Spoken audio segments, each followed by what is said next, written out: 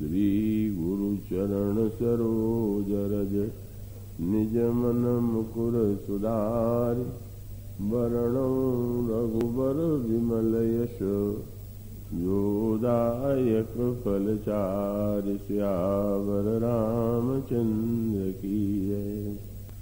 जनक सुता जग जननी जानकी अतिशय प्रिय करुणा निधान की।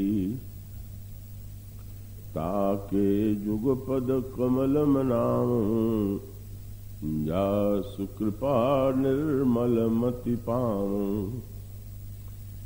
पुनि मन बचन करम रघुनायक चरण कमल बंदों सब लायक। राजीव नयन धरे धनुषायक भगत विपति भंजन सुखदायक। गिरा अर्थ जल बीच सम कहियत भिन्न न भिन्न। बंदों सीता राम पद जिन्हि परम प्रिय खिन्न।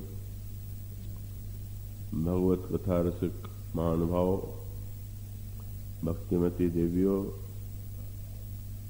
अभी आपके सामने जो पंक्तियां पढ़ी गई हैं उसमें गोस्वामी जी पहले तो अनंत करुणामयी श्री किशोरी जी की वंदना करते हैं। जिन शब्दों का प्रयोग करते हैं वे हैं तो थोड़े से शब्द और उसमें अमित अर्थ है। वे कहते हैं जो महाराज श्री जनक की पुत्री हैं, सारी सृष्टि की जननी हैं और करुणा निधान श्री राम की अतिशय प्रिया हैं। उन श्री जानकी जी के दोनों चरण कमलों की मैं वंदना करता हूं, जिनकी कृपा से निर्मल मति प्राप्त होती है। भगवान श्री राम की वंदना करते हुए कहते हैं जिनमें समस्त गुणगण निवास करते हैं, समस्त योग्यताओं से जो संयुक्त हैं, धनुष बाण धारण करते हुए कमल लोचन राम भक्तों की निरंतर रक्षा करते हैं, मैं उनकी वंदना करता हूं। और फिर वे दोनों की संयुक्त वंदना करते हुए कहते हैं वाणी और अर्थ भले ही कहने के लिए दो शब्द हों पर दोनों तो तत्वतः एक ही। और उसका अभिप्राय यह है कि जब आपके सामने कोई बात कही जाती है तो वह वाणी होती है, और जब आप उसे ग्रहण करते हैं तो अर्थ के माध्यम से ही ग्रहण करते हैं। वाणी में ही अर्थ समाया हुआ है और दोनों में कोई भिन्नता नहीं। और उसी तरह से आप समुद्र के किनारे, सरोवर के किनारे, नदी के किनारे खड़े होकर के देखें, वहां लहरें उठती देख करके आपके मुख से शब्द निकलता है तरंग या लहरें उठ रही हैं, किंतु क्या सचमुच जल से तरंगों में कोई भिन्नता है क्या? तो ठीक इसी प्रकार से श्री सीता जी और भगवान श्री राम वाणी और अर्थ की तरह, जल और बीज की तरह एक दूसरे से अभिन्न है, किंतु उनका प्रतिपादन भिन्न के रूप में किया जाता है।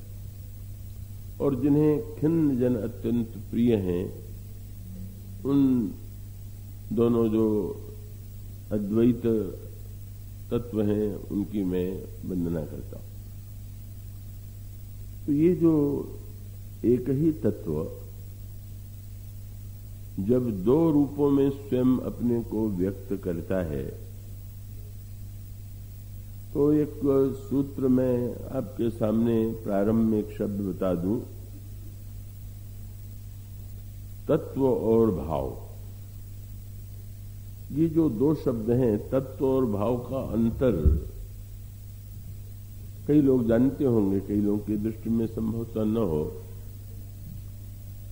तत्व का अभिप्राय है कि जो वस्तु यथार्थ में जैसी है, हम उसके लिए कहेंगे कि तत्वतः यह ऐसा है। तत्व में कोई परिवर्तन नहीं होता, तत्व तो जैसा है उस रूप में ही वह होता रहता है। किंतु जब भाव शब्द का प्रयोग करते हैं तो उसमें भिन्नता है।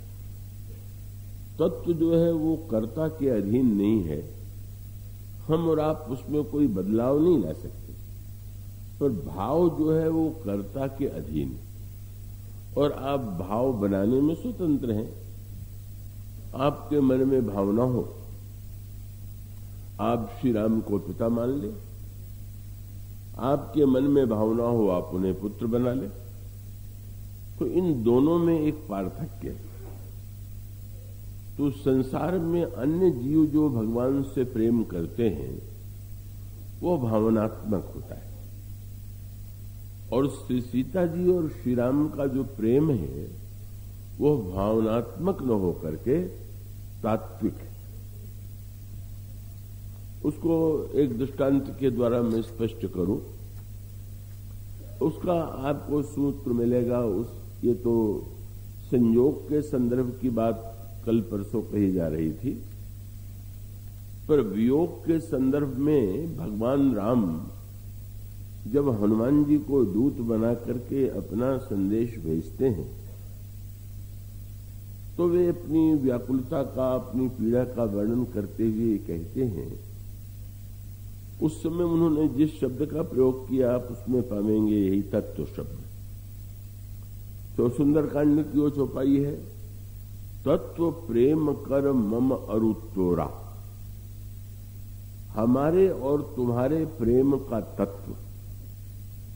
तो ये जो तत्व शब्द है प्रेम में सर्वत्र आपको प्रत्येक प्रेमी के संदर्भ में नहीं मिलेगा, पर भगवान राम श्री सीता जी के अपने प्रेम को कहते हैं कि वो तो तात्विक प्रेम है, और जो भावनात्मक वस्तु होती है उसमें परिवर्तन होता है, उसमें उतार चढ़ाव भी हो सकता है।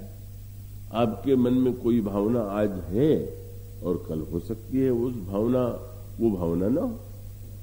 तो इस तरह से भावना में एक परिवर्तन की प्रक्रिया दिखाई देती है, पर तत्व तो निरंतर निरंतर एक रस है, अपरिवर्तित है, उसमें कोई बदलाव नहीं आता।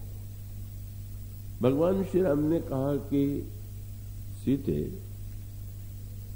जब किसी व्यक्ति के अंतःकरण में दुख होता है तो मनुष्य का स्वभाव है, व्यक्ति का ये स्वभाव है कि वो अपना दुख किसी को सुनाता है और सुना करके उसको थोड़ा हल्केपन का अनुभव होता है।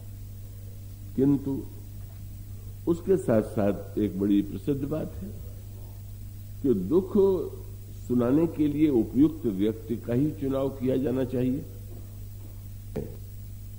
कब उसे सुन करके उसको वितृष्णा लगे या उसके मन में कोई विनोद की ही वृत्ति आ जाए कि ये तो छोटी सी बात को इतनी बड़ी करके देखते हैं, तो उसे सुनाना तो व्यर्थ। इसलिए सुनाने के लिए उपयुक्त पात्र चाहिए।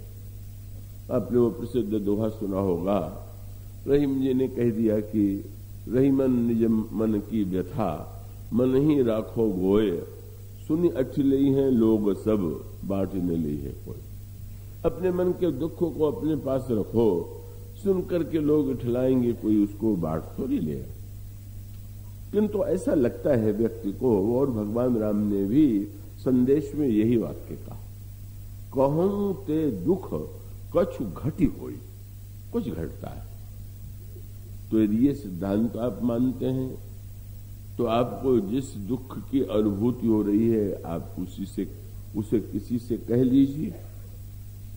तो प्रभु ने कहा कि इसलिए मैं नहीं कह पा रहा हूं कि काहि कहो यह जाने न कोई। हमारे और तुम्हारे ये जो हम यदि कोई संदेश कहें तो उसे कोई जानने वाला नहीं। तो बड़ी अद्भुत बात है। भगवान श्री राम तो कई ऐसे प्रसंग हैं जब भगवान राम कई लोगों को प्रमाण पत्र देते हैं, कई भक्तों को विविध प्रसंगों में किसी को भगवान बड़ा चतुर की उपाधि दे देते हैं, किसी को भक्त की, किसी योद्धा की। पर इस प्रसंग में भगवान ने कहा कि ना कोई नहीं जानता। तो फिर क्यों नहीं जानता? तो फिर प्रभु ने तत्व शब्द का प्रयोग किया। उन्होंने कहा तत्व प्रेम कर मम अरुतोरा। तो महाराज का वो जानने वाला क्या संसार में कोई नहीं है क्या? तो उन्होंने कहा कि नहीं, एक जानने वाला है। कौन? बोले तत्व प्रेम कर मम अरुतोरा जानत प्रिया एक मन मोरा। प्रिय, तुम्हारे और मेरे प्रेम का तत्व तो केवल मेरा ही मन जानता है। अब देखिए विलक्षणता, ये भी परंपरा से हट के प्रभु ने बात कही। आप किसी से स्नेह करते हो और कोई बात हो तो आप यही कहेंगे कि भाई हमारे तुम्हारे हृदय की बात तीसरा क्या जाने। तो प्रभु ये कह सकते थे कि सीते तुम्हारे और मेरे प्रेम का तत्व हमें और तुम्हें छोड़ करके कोई जानता ही नहीं, पर प्रभु ने ये भी नहीं कहा। तो क्या सीता जी नहीं जानती हैं क्या? प्रभु जब कहते हैं कि मेरे मन को कोई छोड़ के कोई जानता नहीं, तो सीता जी का मन जानता है कि नहीं? बहुत बड़ी बात प्रभु ने प्रेम तत्व की व्याख्या कर दी। और व्याख्या ये है कि अगर दोनों भक्त और भगवान अलग अलग हैं तो दोनों के मन में भिन्नता है, पर तत्वतः तो दोनों अभिन्न हैं। और जब अभिन्न है तो भगवान श्री राम का तात्पर्य यह था कि अगर उसको जानने वाला दो हो जाए, मानो सूत्र दे दिया कि अगर ये कहा जाए कि सीता जी और श्री राम दोनों का मन जानता है, भगवान राम ये कहें कि तुम्हारा और मेरा मन जानता है, तो द्वैत तो आ ही गया। पर प्रभु ने जब ये कहा कि एकमात्र मेरा मन जानता है, तो उसका अभिप्राय ये भाव नहीं है, ये प्रेम तत्व है। भाव को जानने वाले दो अलग अलग व्यक्ति समान संवेदनशीलता से युक्त हो सकते हैं, पर तत्व तो जब होगा तब तो अद्वैत ही होगा। और उसके साथ रस की एक बहुत बढ़िया बात, तो आक्षेप लग रहा है कि सीता जी का मन नहीं जानता। पर भगवान श्री राम ने जब ये कहा कि मेरा मन जानता है, तो श्री सीता जी कह सकती हैं, ऐसी कल्पना कीजिए कि अब कोई नहीं जानता, आपका मन जानता है, तो उस मन को ही श्रोता बना लीजिए। आप सुनाना ही तो चाहते हैं, और जब आप कहते हैं कि मेरा मन जानता है, तो फिर उस मन को सुनाइए। प्रभु ने कहा बस यही तो समस्या है कि मेरे और तुम्हारे प्रेम का तत्व एकमात्र मेरा मन जानता है, पर समस्या है कि वो श्रोता मेरे पास नहीं। कहां है? बोले सो मन रहत सदा तो ही पाए, तो जानु प्रीति रस इतने ही माए। वो मेरा मन मेरे पास कहां है? वो तो निरंतर तुम्हारे ही पास रहता है, बस इतना ही मेरा संदेश। और इस छोटे से वाक्य में इतनी बड़ी बात कह दी गई।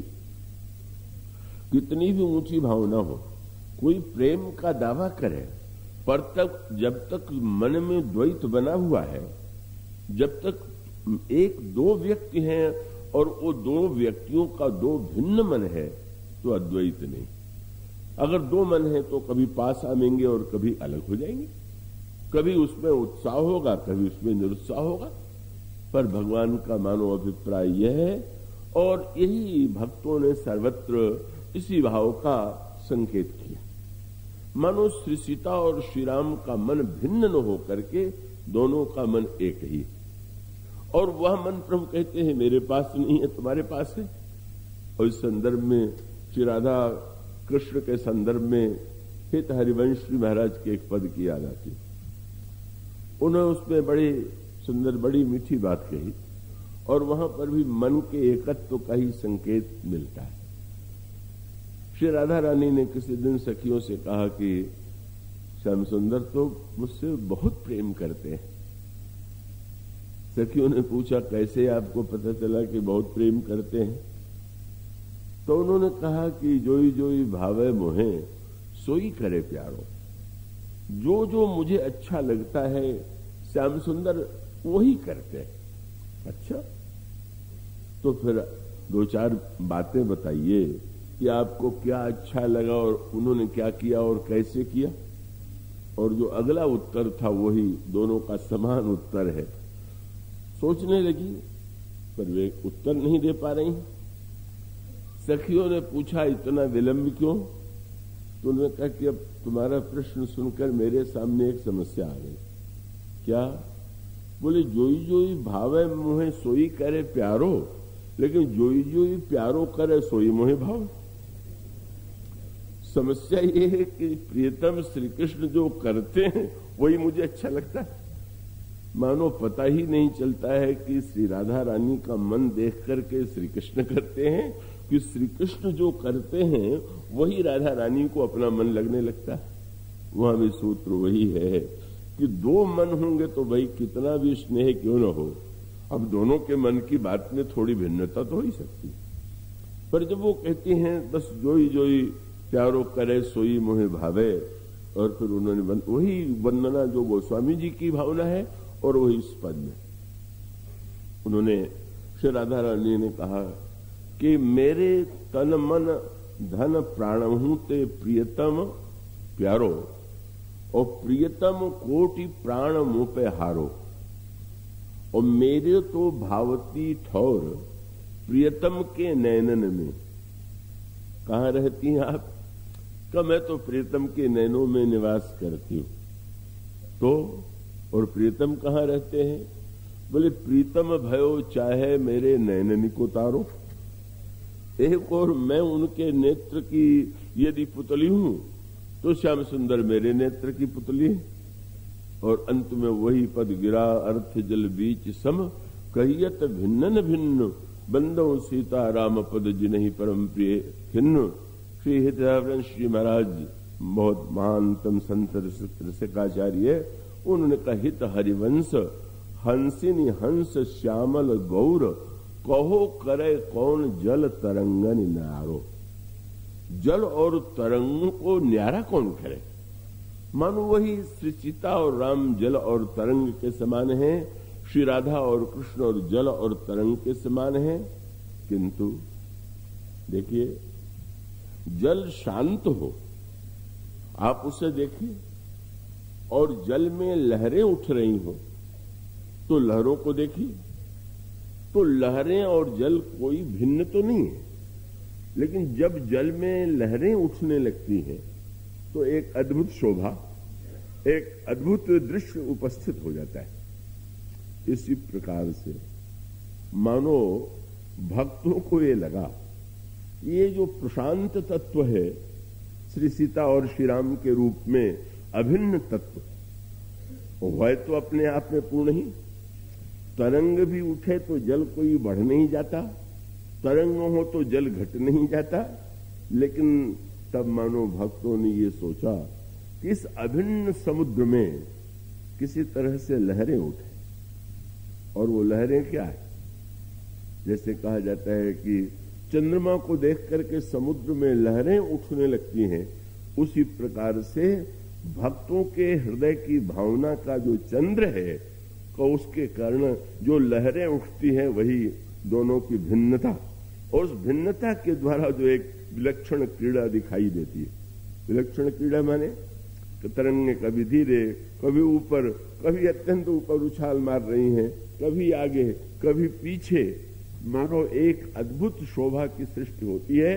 वस्तुतः ये जो अभिन्न तत्व है ये भक्तों की भावना की रक्षा के लिए, उनमें आनंद की सृष्टि करने के लिए जो लहरें उत्पन्न हो रही, बस आनंद तो उसी का, और उसी लहरों का आनंद तो वो आपके सामने जो चर्चा चल रही है। जब श्री सीता जी भगवान राम को ढूंढती हैं तो कैसी अनोखी बात है कि वो जो उनसे अभिन्न है अपने से अभिन्न को ढूंढ रही हैं और ढूंढ नहीं पा रही हैं, व्याकुल हो रही हैं, चिंतित हो रही हैं। यही मानो का मानो उस प्रशांत में लहरें उठने लगी। और उस लहरों का लाभ क्या है कि वे जब उस लहरों से युक्त होते हैं तो प्रत्येक लहर हमें और आपको कोई न कोई भावना का रस दे देती। और इसीलिए आप देखेंगे अब मानो श्री सीता जी जिस समय श्री राम को ढूंढ रही हैं, गोस्वामी जी ने कितनी प्रकार की दृष्टियों का वर्णन किया। अब वही महत्व का पूर्ण तथ्य है कि ईश्वर की ही आवश्यकता नहीं, ईश्वर को देखने के लिए दृष्टि चाहिए। और अगर वो दृष्टि न हो, रमण का दुर्भाग्य यही है कि वो तो 20 आंख वाला है, पर श्री राम को तो नहीं देख पाया। श्री राम को सामने देख करके भी उसको किसी आनंद और रस का भान नहीं हुआ। और इसीलिए तो अंगद को रावण की सभा में यही जाके कहना पड़ा। जब बार बार अंगद की दृष्टि रावण के मुख की ओर जाती थी तो रावण ने जिज्ञासा की दृष्टि से देखा, तुम मेरे मुख की ओर बार बार क्या देख रहे हो? तो अंगद ने कहा कि हनुमान जी जब यहां से लौट के गए थे तो उन्होंने कहा कि लंका में बहुत बड़ा एक आश्चर्य है। तो रावण ने कहा यहां तो आश्चर्य ही आश्चर्य है। उन्होंने कहा नहीं, एक ऐसा आश्चर्य जिसे तुम नहीं जानते हो। क्या? बोले हनुमान जी ने कहा कि लंका में एक 20 आंख वाला अंधा, तुम जरूर उसको देखना। तो आज मैंने देख लिया, 20 लोचन अंधा। आश्चर्य है, व्यक्ति के पास 2 नेत्र में 1 नेत्र भी हो तो बेचारा काम चला लेता है, और 20-20 आंख होने पर भी तुम देख नहीं पाते। उसका अभिप्राय है कि ईश्वर को देखने के लिए दृष्टि चाहिए। तो अब वो श्री सीता जी के कई जो दृष्टि है वो तो मानो जीव को दृष्टि को मानो ईश्वर के अन्वेषण की कौन सी दृष्टि है। ईश्वर को उस क्रम में आप देखें तो दृष्टि भंगिमा के इतने रूप हैं। जब महाराज श्री दशरथ ने जनकपुर के दूतों से पूछा था कि क्या तुमने अपनी आंखों से उन्हें भली प्रकार देखा, तो भली प्रकार देखना तो बहुत, देखना अपनी आंख से देखना और भली प्रकार से देखना। और अगर हम भली प्रकार से देखना चाहें तो इसका एक ही उपाय है। गीतावली रामायण में एक सखी ने दूसरी सखी से कहा, जरा देखो श्री राम को तो देखो। तो देख तो रही हूं मैं, ऐसे मत देखो। सखी को लगा कि वो जो देख रही है कुछ विशेष अंतर नहीं लग रहा। देख रही हूं क्या नहीं देख रही हूं? उसने जो शब्द कहा तुलसीदास जी ने लिखा, वो सखी कहती बिलोकहु री सखी मोहि सी होए। पहले मुझ जैसी हो जाओ, मुझ जैसी दृष्टि से देखो। और इसका सीधा सा तात्पर्य यह है कि जब तक भक्ति की दृष्टि न हो तब तक ईश्वर हमारे सामने भी होगा तो हम ईश्वर को पहचान नहीं पाएंगे और उनमें रस की अनुभूति भी नहीं होगी। तो श्री सीता जी साक्षात जब व्यवहार में देखें तो उनके अनेक नाम। भगवान श्री राम को अगर भगवान कह ले तो सीता जी को भक्ति कह ले। भक्ति और भगवान दो नहीं है, पर भक्ति के रूप में जब वे सामने आती हैं तो उनकी दृष्टि का अभिप्राय यह है कि हम किस दृष्टि से ईश्वर को खोजें, किस दृष्टि से ईश्वर को देख करके उसके पश्चात उस दृष्टि भंगिमा का, ये जो दृष्टि भंगिमा जिसको हम कहते हैं, उसके आप क्रम का संकेत पाइए। और एक एक दृष्टि खोजने योग्य वो स्वामी जी सूत्र देते हैं। जब वे देख रही हैं तो चितवती चकित पहली दृष्टि है। जब श्री सीता जी चकित दृष्टि से देख रहे, चितवत चकित चहु दिस सीता, और दूसरे क्षण नेत्रों में दूसरा भाव आ गया। पहले चकित दृष्टि है, अब चिंतित दृष्टि हो गई। जब तक अन्वेषण कर रही थी कहीं होंगे तब तक चकित दृष्टि थी, और जब नहीं दिखाई पड़े तो गोस्वामी जी कहते हैं कह गए नृप किशोर मन चिंता, आंखों में चिंता आ गई। इसका अभिप्राय है, कई लोग पूछते हैं भगवान का दर्शन कैसे हो। अब लोग समझते हैं कि किसी महात्मा के पास जाए, महापुरुष के पास जाए तो ये तो कम से कम पूछे कि भगवान का दर्शन कैसे हो। चलो भाई, जैसे प्रश्न किया जाए वैसे उसका उत्तर तो कुछ न कुछ दिया ही जाता है। पर प्रश्न तो ये है कि क्या सचमुच ईश्वर को देखने की उत्कंठा है कि ये भी कोई नुमाइश देखने जैसी कोई वस्तु है कि चलो इसको भी देखा मैं? अगर देखने की उत्कंठा है तो उत्कंठा के बाद आपके मन में कोई उत्कंठा होती है और जिसको आप देखना चाहें और वो ना आए तो कितनी चिंता हो जाती है। क्या ईश्वर न दिखाई देने पर कभी चिंता आपको होती है? आपने पूछ दिया ईश्वर कैसे दिखाई दे और उसके बाद प्रश्न करने के बाद औरों की चिंता होगी। हमारा आपका कोई पुत्र हो ना आवे तो कितनी चिंता हो जाती, कोई प्रियजन ना आवे तो कितनी चिंता हो जाती। क्या ईश्वर के लिए हमारे अंतःकरण में वह चिंता है क्या? मानो श्री किशोर जी बताती हैं, चिंता तो आवे कहां गए नृप किशोर मन चिंता, और फिर और दृष्टि परिवर्तित होती।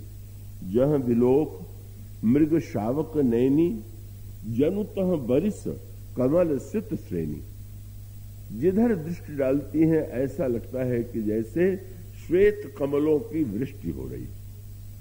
मनो सांकेतिक अर्थ ये है कि जब श्री राम मिथिला में दर्शन के नगर दर्शन के लिए गए तो सखियों ने पुष्प की वर्षा की। ये भी स्वागत की पद्धति। श्री सीता जी ने देखा तो वाटिका में खड़ी है, वे भी तो पुष्प श्री राम के लिए स्वागत में बरसा सकती हैं। वो स्वामी जी ने कहा उन्होंने फूलों की वर्षा की पर स्थूल फूलों की नहीं। तब बोले दृष्टि ही ऐसी है कि जैसे श्वेत कमल बरस रहे हो। मानो जब आपकी दृष्टि में सात्विकता आ जाती। जब गोस्वामी जी श्वेत कमल की बात कहते हैं कि जहां विलोक मृग शावक नैनी, जनुतः बरिस कमल सित श्रेणी, उसका अभिप्राय यह है कि सचमुच सबसे सुंदर पुष्प जो है वो तो भाव पुष्प है, दृष्टि का पुष्प जिसमें सात्विकता हो। और जिस सात्विक दृष्टि से संसार में जो देखने की सांसारिक उत्कंठा है उसमें रजोगुण की प्रधानता है और यहां पर शुद्ध सत्व की प्रधानता है। पहले चकित दृष्टि, फिर चिंतित दृष्टि, फिर सत्वमयी भावना का एक विकास विलास, चारों ओर एक ऐसे पुष्प की वर्षा हो रही। और उसके पश्चात गोस्वामी जी ने कहा, लता ओट तब सखिन लखाए।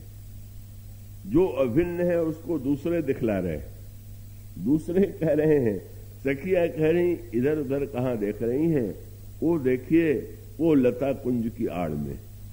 यही मानो ईश्वर को जब चिंतित व्याकुल होकर के उत्कंठा युक्त होकर के हम अन्वेषण करते हैं तो पहले लगता है नहीं दिखाई दे रहा, और बाद में दिखाई तो दे रहा पर कोई न कोई अंतराल है।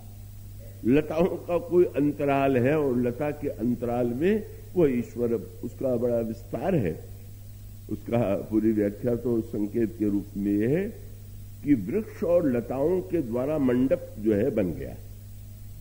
वृक्ष हैं और उनमें लताएं लिपटी हुई हैं और लताओं के समूह से मंडप बन गया। मानो यहां पर भौतिक संदर्भों में एक विवाह तो भगवान श्री राम का तब होगा जब धनुष टूटेगा और श्री सीता जी उनके गले में जयमाल डालेंगी। फिर विवाह की एक पद्धति तब सामने आवेगी जब महाराज दशरथ बारात लेकर के आवेंगे और मंडप में कन्यादान के रूप में श्री राम पाणी ग्रहण करेंगे। और तत्वतः तो विवाह का प्रश्न ही नहीं है, वो तो मनु के सामने ही शाश्वत दंपति के रूप में प्रकट हो चुके हैं। पर ये जो विवाह के एक विवाह का नया मंडप, एक मंडप वो है महाराज जनक ने बनाया, एक धनुष यज्ञ का मंडप और एक मंडप वह है जो यहां पर बना हुआ। आप जो मंडप बना सकिए, आप में जैसी क्षमता हो, और वो कौन सी लताएं हैं, वह वृक्ष कौन से हैं कि जिससे लताओं से मिलकर के मंडप बनता है, वो स्वामी जी ने उपाय बता दिया। संतों का समूह जो है वो अमराई है, ये तो कही चुके हैं। और लताएं कौन से हैं? बोले क्षमा दया गम लता बिताना। वो जो संत हैं उनके साथ साथ क्षमा दया और समता की जो वृत्तियों का विस्तार है वही संतों का स्वभाव, और वहीं पर ईश्वर विराजमान है। संतों का ये लता मंडप क्या हुआ, मानो संतों का हृदय हुआ और वहां ईश्वर दिखाई दे रहा। उस लता की ओट से श्री सीता जी ने देखा, और वो देखने के पश्चात फिर वो दृष्टि का परिवर्तन है। और उसका अभिप्राय ये है कि धीरे धीरे यहां द्वैत का अद्भुत विलास। और गोस्वामी जी ने कहा अब बोले लोचन मग, कब गोस्वामी जी ने उसके पहले भी अब संकेत किया कि देख रूप, जब देखा तो देखने के बाद लोचन ललचाने, नेत्र ललचा गए, पहले चकित हुए, फिर चिंतित हुए, फिर सत्व का उन्मेष हुआ, और फिर नेत्रों में लोभ की भावना आ गई।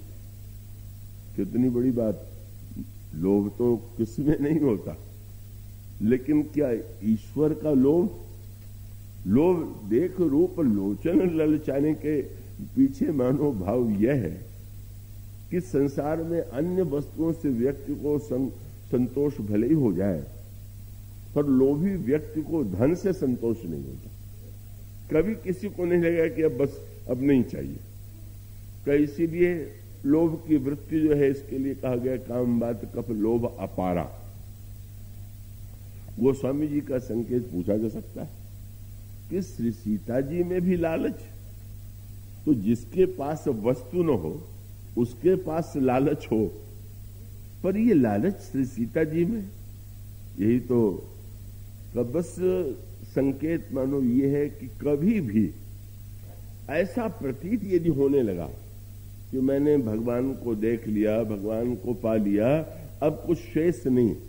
जैसे अगर किसी को धन के संदर्भ में लोभ मिट जाए तो उन्नति नहीं करेगा, धन के संदर्भ में लोभ बना रहेगा तो ही आगे बढ़ता जाएगा। मानो यह लालच जो है, जो लालच मिटती नहीं, जिसको दृष्टिगत रख करके गोस्वामी जी को कहना पड़ा काम ही नारी प्यारी जिमी लोभी प्रिय जिमिदाम। भगवान ने पूछ दिया, कामी का तो दृष्टांत दे ही चुके थे, तो उतना ही कह देते कि कामी को जैसी सुंदरता प्रिय लगती है उस तरह से मुझे आप प्रिय लगिए। गोस्वामी जी ने कहा नहीं महाराज, कामी को सुंदरता प्रिय तो लगती है, पर पा लेने के बाद धीरे धीरे उतना आकर्षण नहीं रह जाता। इसलिए लोभी ही जिम प्रिय दाम, मैं इसलिए कहूंगा कि लोभी का आकर्षण कभी समाप्त नहीं होता। मानो यहां पर श्री सीता जी के नेत्र लालची नेत्र है, दिखाई दे गया तो बस देख लिया, नहीं, लालच। और वो लालच कैसा? देख रूप लोचन ललचाने और हर से जनु निज निधि पहचाने। अभी तक अपरिचय था, खोज रही थी, श्री राम निधि है, पर एक अंतर है। हुआ ये कि जनकपुरवासी तो जब देखते हैं तो अपलक देखते हैं, और श्री सीता जी ने देखा तो नेत्र मूंद लिया। तो पूछा गया ये क्या हुआ? अन्य लोग नेत्र खोल करके देख रहे हैं तो सीता जी नेत्र मूंद करके क्यों देख रहे हैं? तो गोस्वामी जी ने कहा कि भाई भगवान राम तो निधि है, और जब भगवान राम निधि है तो कहीं निधि बाहर लुट रही हो तो लूटने के लिए लोग दौड़ पड़ेंगे।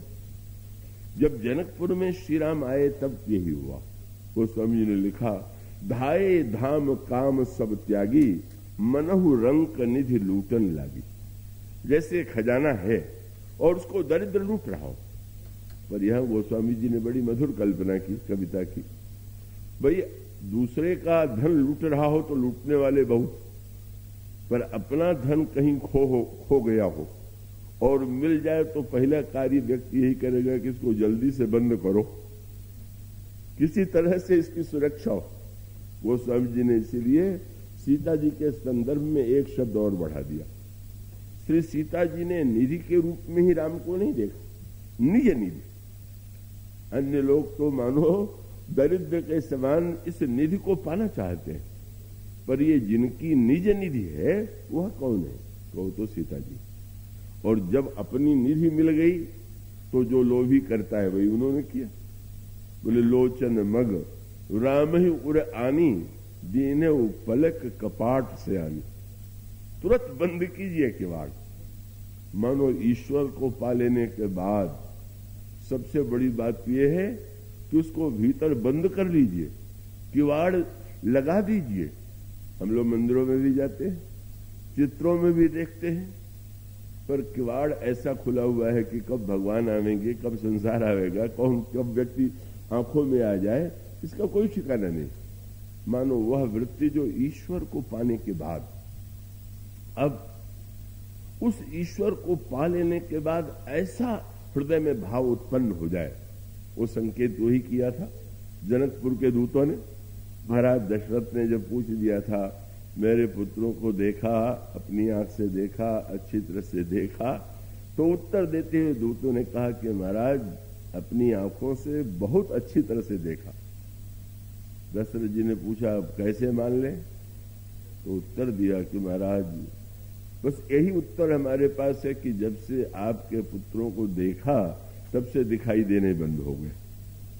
देव देखितो बालक दो, अब न आंखें तरह आवत को, निरपेक्ष दृष्टि हो गई। अब निरपेक्ष दृष्टि, अब इसका बड़ा विस्तार है, रामायण तो महाग्रंथ है, अनंत सागर है। यही कपाट जो है वही तो सर्वत्र रक्षा करता है। जब संयोग में कपाट और वियोग में, हनुमान जी लौट करके आते हैं तो प्रभु पूछ देते हैं, सीता जीवित है? कैसे जीवित? हनुमान जी ने कहा, महाराज जैसे कोई वस्तु हो, असुरक्षित है पर पहरेदार और किवाड़ बंद हो, ताला बंद हो, तो वस्तु सुरक्षित ही रहेगी। इसी प्रकार से उन्होंने कहा, वहां तो श्री सीता जी के प्राण पर रक्षक भी है, किवाड़ भी है और ताला भी है। और क्या बोले, नाम पाहरू दिवस निशि, ध्यान तुम्हारा कपाट। आपका नाम ही प्रहरी है। उसका अभिप्राय श्री सीता जी निरंतर राम नाम का जप करती रहती है। यही साधना का तत्व है। भगवान को बस उनके नाम का जप हो रहा है कि नहीं, और नाम जप होने के साथ साथ जिह्वा से नाम का जप हो रहा है, और नेत्र से बोले ध्यान तुम्हारा कपाट। आपके ध्यान में जो निरंतर श्री सीता जी डूबी हुई हैं, वही मानो कपाट। और सीधी सी इसका अभिप्राय यह है कि जब तक हमारी वृत्तियों में कोई ऐसा कपाट नहीं है कि जिससे हम बुरी वृत्तियों को अपनी दृष्टि में, अपने अंतःकरण में प्रविष्ट होने से रोकें, तब तक आना और जाना मिट नहीं सकता। पर जब कपाट बंद हो गया और फिर कहा ताला भी है, क्या? लोचन निज पद जंत्रित, अब निरंतर अपने चरणों की ओर देख रही। अब ताला जब बंद होगा तो एक भाग एक ओर, दूसरा भाग दूसरी ओर, एक ओर दृष्टि है और दूसरी ओर अपने चरणों की ओर देख रही। आश्चर्य है, अपने चरणों की ओर देख रही। और इसका उत्तर आपको इस रूप में मिलेगा कि मान्यता यह है कि श्री सीता जी के और भगवान राम के जो चरण चिन्ह है बिल्कुल एक ही। केवल भेद यह है कि श्री रामभद्र के दाहिने चरण में जो चिन्ह है वो सीता जी के बाएं चरण में है, उनके बाएं चरण में है, उनके दाहिने चरण में है। मानो लोगों को ये दिखाई दे रहा है कि वे अपने चरणों को देख रहे, पर वस्तुतः ध्यान तुम्हार कपाट लोचन निज पद जंत्रित। उलट के हनुमान जी ने प्रश्न प्रभु से पूछ दिया, प्राण जाहि कही बाट। आप पूछते हैं प्राण कैसे नहीं गए? आप ही बताइए। जहां नाम का पहरेदार हो, जहां ध्यान का किवाड़ बंद हो, और जहां पर निरंतर आपके चरणों में अंतःकरण की वृत्ति लगी हो, प्राण जा सकता है क्या? प्रभु समझ गए। भक्त ने श्री सीता जी के उस दिव्य स्थिति का वर्णन किया, मानो ये सबके लिए संकेत है। अनुकूलता में भी किवाड़ बंद कीजिए और प्रतिकूलता में भी किवाड़ बंद कीजिए। अनुकूलता है तो प्रभु को हृदय में ले आकर के किवाड़ बंद कर लीजिए, और लंका जैसी प्रतिकूलता है तो बाहर से कोई प्रविष्ट न हो जाए, इसलिए किवाड़ बंद कर लीजिए। और मानो हनुमान जी ने एक प्रभु से एक चुनौती भरा संकेत भी किया, महाराज अगर कहीं ताला बंद हो किवाड़ बंद हो और पहरेदार हो, और पहरेदार होने के बाद भी अगर चोरी हो जाए तो उसका जो परिणाम होगा किसको भोगना पड़ेगा? ताले को? वो तो नहीं भोगना पड़ेगा। किवाड़ को? वो भी नहीं, क्योंकि वो तो चैतन्य नहीं, पर पहरेदार तो चैतन्य है। तो अगर उसके रहते हुए चोरी हो जाए तो सबसे पहले पहरेदार को ही निकाला जाएगा कि तुम्हारे रहने से क्या हुआ जब तुम बचा नहीं पाए। हनुमान जी का संकेत ये था कि याद रखिए, आपके नाम का पहरेदार श्री सीता जी ने रख छोड़ा और उसके रहते हुए प्राण चला जाए तो सबसे पहले आपके नाम को ही निकाला जाएगा संसार से, कि जब वो सीता जी के प्राण की रक्षा नहीं कर पाए तो हमारी क्या कर पाए। मानो वह संकेत यही है कि अनुकूल प्रतिकूल प्रत्येक परिस्थिति में अगर हमारे जीवन में भगवान हैं और हम भगवान को धारण कर सकते हैं, अनुकूलता में एक अलग आनंद है। लोचन मगराम उरेयानी दीनो पलक कपाट से आनी, और प्रतिकूलता में एक सुरक्षा है। का नाम पाहरु द्योसन से ध्यान तुम्हार कपाट, लोचन निज पद जंत्रित प्राण जाहि के बात, यही वो लहर है, भावना की लहरी है, साधना का तत्व है। किन किन परिस्थितियों में हम भगवान को किस रूप में जीवन में स्वीकार करें, कैसे स्वीकार करें। और इसीलिए तो जब वो जा रही हैं वनपथ में, बट वृक्ष की छाया में तीनों विश्राम कर रहे हैं, भगवान राम, श्री सीता जी और लक्ष्मण जी पास में ही थोड़ी दूरी पर बैठे हुए। और उस समय गांव की स्त्रियां श्री सीता जी के पास चली आती, बड़ी चतुर निकली। परिचय तो अपना गंवार कह करके दिया। भाई नगर में तो कुछ शिष्टाचार होते हैं, तो नगर की शिष्टाचार में थोड़ी दूरी बनाए रखना स्वाभाविक। पर गांव की स्त्रियां तो जाके पास में बैठ गई और पास में बैठकर पहले कह दिया, बिलगन मानव जानी गंवारी, हम तो गांव की गंवारियां हैं, तो आप हमारे किसी व्यवहार से बुरा न मानिएगा। नहीं नहीं, कोई बात नहीं। क्या? तो बस पूछ दिया कि राजकुंवर दो सहज सलोने, इनते लही दुति मरकत सोने, श्यामल गौर किशोर बर, सुंदर सुषमा ऐन, सरद सरवरी नाथ मुख, सरद सरोरुह नैन, कोटि मनोज। बस अंतर यहां तो नागरनी जो मिथिला की नागरियां थीं उनसे भी आगे बढ़ गई गांव की स्त्रियां। मिथिला की स्त्रियों ने कहा कि ये जो उनका सौंदर्य है, सखीन कोटि काम छवि जीती। जनकपुर में कहा गया इन्होंने करोड़ों कामदेव की छवि को जीत लिया। गांव की स्त्रियों ने कहा नहीं, कोटि मनोज लजावन हारे। जीत लिया तो लड़ाई होगी तभी तो जीत लिया। लजावन हारे माने कभी सामने ही नहीं आया, साहस ही नहीं हुआ, तो जीतने का क्या प्रश्न है। पर प्रश्न कितना सुंदर है। सुमुखी कहो, सुमुखी ये बताओ को आहे, ये कौन है? बड़ा विचित्र प्रश्न है। चारों ओर समाचार फैल चुका है कि अयोध्या के दो राजकुमार जा रहे हैं और उनके राम के साथ उनकी पत्नी सीता हैं। गांव की स्त्रियां पूछ रही हैं कि आप ये बताइए कि आपके ये कौन है। और वो स्वामी जी ने कहा प्रश्न इतना अनोखा था कि सुन स्नेह में मंजुल बानी, सकुची सिय मन मनहु समानी, और तिन्हि बिलोक बिलोकत धरणी, दूर सकोच सकुचत बरवर्णी। कभी उनकी ओर देखती हैं, कभी पृथ्वी की ओर देखती हैं। सखियां चाहती क्या है?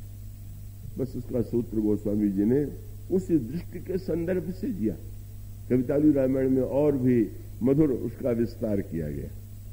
गांव की स्त्रियां पूछती हैं ये कौन है, इनका क्या परिचय है और ये आपके कौन? सीता जी मौन है, पर वो कह सकती हैं कि देख तो रही हो। कि नहीं नहीं, इनको देख के समझ में नहीं आ रहा। मानो भावना का रस तो है ही, पर तत्व का भी परिचय। ईश्वर दिखाई तो दे रहा है, पर उसको देख करके भी समझ में नहीं आ रहा है कि इसका रूप क्या। तो वो कहती हैं कि शीश जटा उर बाहु विशाल, इनके सिर पर जटा है, तो देख के लगता है मुनि है, विरागी है, तो यही मान लो। तो वो कैसे मान ले? इनको इनके सिर पर देखें तो जटा दिखाई देती है, तो लगता है कि मुनि और विरागी है, लेकिन दूसरी ओर देखते हैं तो बिल्कुल विरागी नहीं लगते। क्यों? शीश जटा और बाहु विशाल, बिलोचन लाल, आंखों में अनुराग की लाली। तब इन्हें विरागी माने कि अनुरागी माने? इसलिए ये भी समझ नहीं आता। मुनि मानने में समस्या है। बोले तू न सरासन बाण धरे, बलकर वस्त्र पहने हैं तो मुनि मान ले, और धनुष बाण लिए हुए हैं तो लगता है कि ये तो कोई राजकुमार है। और उसके बाद सीता जी नहीं पूछती हैं, पर उनको उन्होंने सखियों ने कहा कि अच्छा आप ये कह सकती हैं कि तुम लोगों को क्या लेना देना? तो उन्होंने स्पष्ट कह दिया, ये जो लाली भरे नेत्र वाले राजकुमार हैं, ये बार बार केवल आपको देख रहे हैं। 12 सुभाए चितय, स्वभाव से ही जब देखते हैं तो बस आपको छोड़ के कहीं दृष्टि नहीं जाती। तब तो और आश्चर्य की बात है, मुझे देखते हैं तो हमारे तुम्हारे बीच की बात हुई, उनके बीच की बात हुई, आप लोग कहां से आ गए? उन्होंने कहा नहीं, समस्या आपके सामने नहीं, हमारे सामने। क्या समस्या है? बोले सादर 12 सुभाए चितय तुम्हतो हमरो मनमोह। देखते हैं आपकी और मन चुरा लेते हैं हमारा। समस्या तो हमारे सामने, इसलिए हमें पूछना पड़ता है। पूछती ग्राम बधूसी सो सखी सांवरो सो, यह रावरो को है। कौन है ये राजकुमार जो सांवर्ण का? मानो संकेत यही था। मानो वो चाहती ये है कि शब्दों में तो परिचय कोई भी दे सकता है, वाणी के द्वारा कोई व्याख्याता भी हो तो एक चित्र प्रस्तुत कर देगा शब्दों के माध्यम से। तो श्री सीता जी परिचय दें, बस यही तो आनंद है। श्री सीता जी स्वयं भक्ति देवी भगवान से परिचय करावें, वे बतावें, तो उस बताने का आनंद ही अनोखा है। और इसलिए श्री सीता जी ने परिचय शब्दों से नहीं दिया। कैसे दिया? उस स्वामी जी ने लिखा, अद्भुत दृश्य था। वैसा तो पूरे रामचरितमानस में ईश्वर के परिचय का कोई प्रसंग नहीं आया। क्या? वो स्वामी जी कहते बहुरी लक्ष्मण जी का परिचय तो वाणी से दे दिया। सहज सुभाए सुभग तन गोरे, पहले लक्ष्मण जी की ओर कह दिया कि बड़े सीधे स्वभाव के। जानती हैं वो कि लोगों को बड़ा टेढ़ा लगता है मेरा ये देवर, तो पहले बता दिया कि देखने में ही समझो पर स्वभाव से बहुत ही सीधा। सहज सुभाए सुभग तन गोरे, नाम लखन लघु देवर मोरे।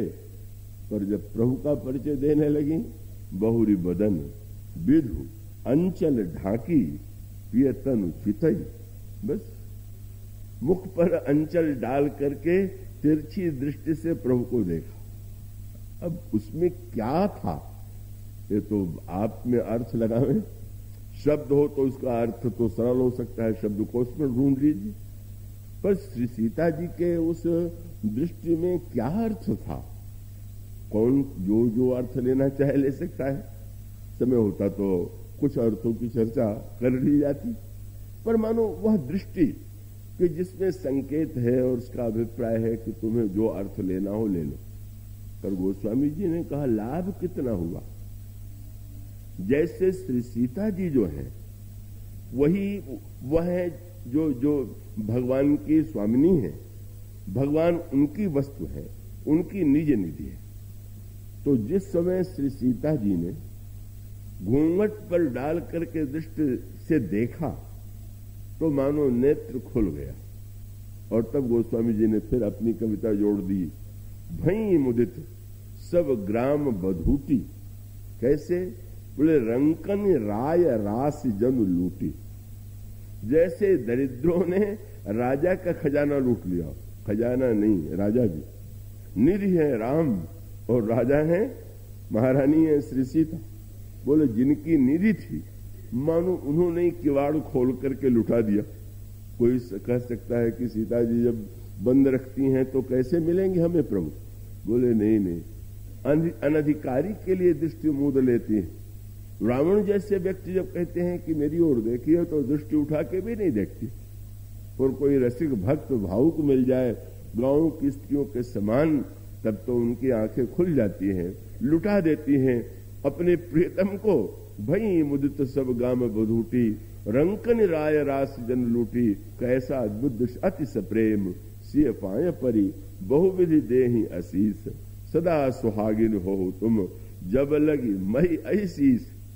ये एक ऐसी दिव्य भावना का संचार का मानव सूत्र हुआ है कि ईश्वर को देखने की इस दृष्टि भंगिमा में दोनों अद्वैत हैं, तत्वतः है तो न अलग है, न एक दूसरे को देखते, पर देखने में ये दृष्टियों का जो विलक्षण क्रम है, यही रस है और यही भक्तों को भगवान को देखने की, धारण करने की, पाने की पद्धति की ओर संकेत कर रहा है।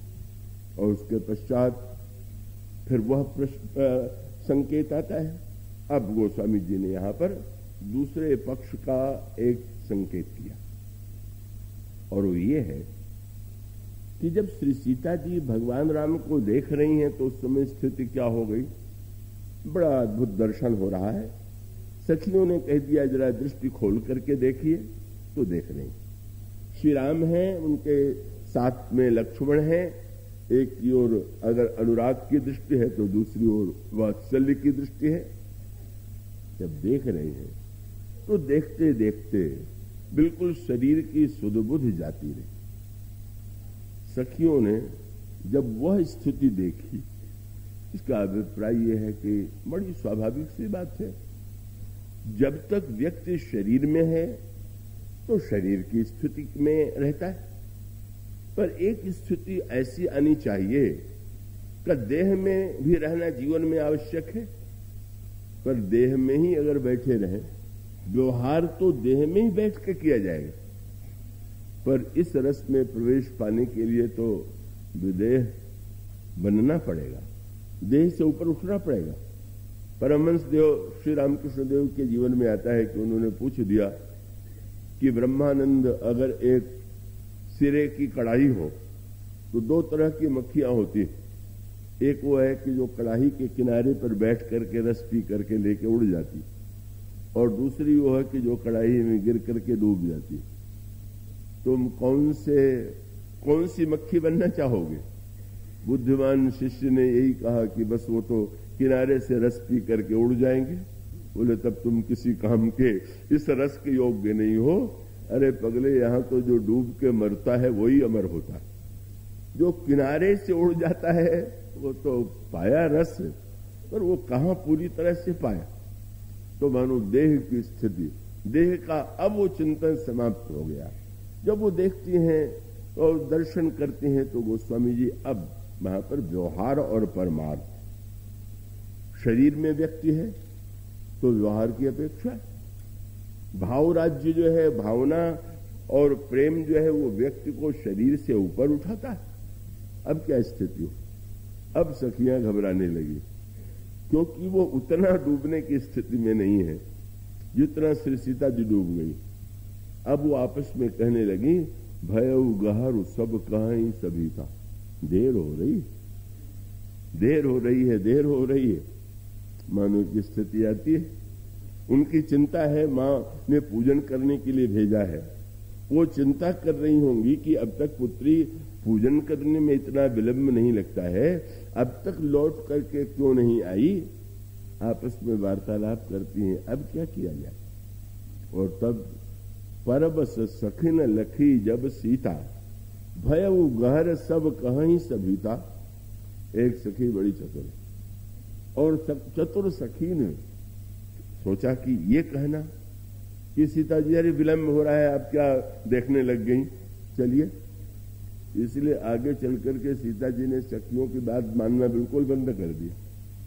जब धनुष टूटा और जयमाल पहनाने के लिए आए, और जिस समय श्री राम को देख करके उन्होंने जयमाल उठाया, भगवान राम ने प्रेम से सिर झुका दिया, लेकिन श्री सीता जी सुनत जुगल कर माल उठाई, प्रेम विवश पहराए न जाई।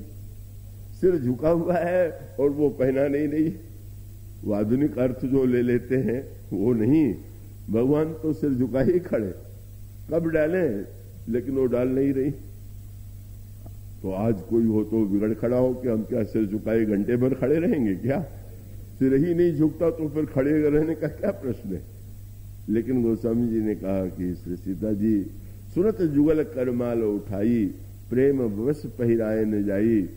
कद श्री सीता जी किसी तरह से गोस्वामी जी ने कहा सखियां संकेत गावही छवि औलेक औलोक की सहेली। सखियों ने तुरंत जो है गीत गाना प्रारंभ कर दिया कि जयमाल पड़ गया है। तब सुना शब्द तो से जयमाल राम और मेली। श्री राघवेंद्र के गले में जयमाल पहना दिया, और जब जयमाल पहना दिया तो सखियों ने तुरंत कहा अब इनके चरणों में प्रणाम करो। और गोस्वामी जी का शब्द का चुनाव तो अनोखा होता, प्रणाम नहीं, सखी कहाँ ही पद प्रभु पद गहु सीता। सीता के लिए उन्होंने कहा सीते तुम इनका चरण पकड़ो, पद गहु। लेकिन श्री सीता जी ने करतन चरण परस अति भीता, छू नहीं रही। क्यों नहीं छू रही है? मानो संकेत ये था कि उस समय जब नेत्र मूंद करके मैं देख नहीं रही थी तो तुमने कहा खोल करके देखो, और जब मैं देखने लगी तो तुम कहने लगी अब घर चलने के लिए जल्दी। तो जब दूर से देखने पर मेरी ये दशा हो गई और कहीं मैं चरण स्पर्श करूंगी तो मेरी दशा क्या होगी, और तब तुम्हें चिंता हो जाएगी इतनी बड़ी सभा में लोग क्या समझेंगे। इसलिए नहीं, मैं नहीं बोले बिना भी मानो आदान प्रदान हो रहा है। और मधुर भाव ये है कि तुम ये कहती हो पद गहु सीता, तुम इनका चरण पकड़ो, पर बिल्कुल नहीं, मैं इनका चरण नहीं पकड़ूंगी। तब बोले जब यही मेरा हाथ पकड़े, हम ईश्वर को पकड़े कि ईश्वर हमें पकड़े।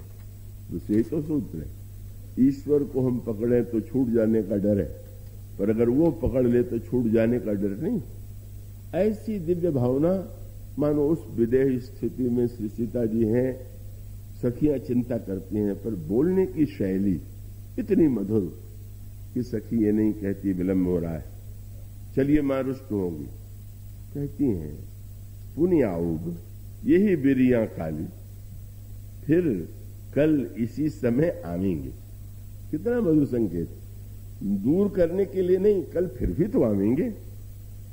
अस कही बन बिहसी एक अयाली, मन ही मन हंस करके उसने कहा गूढ़ गिरा सुनी से सकुचानी अब शरीर से बाहर।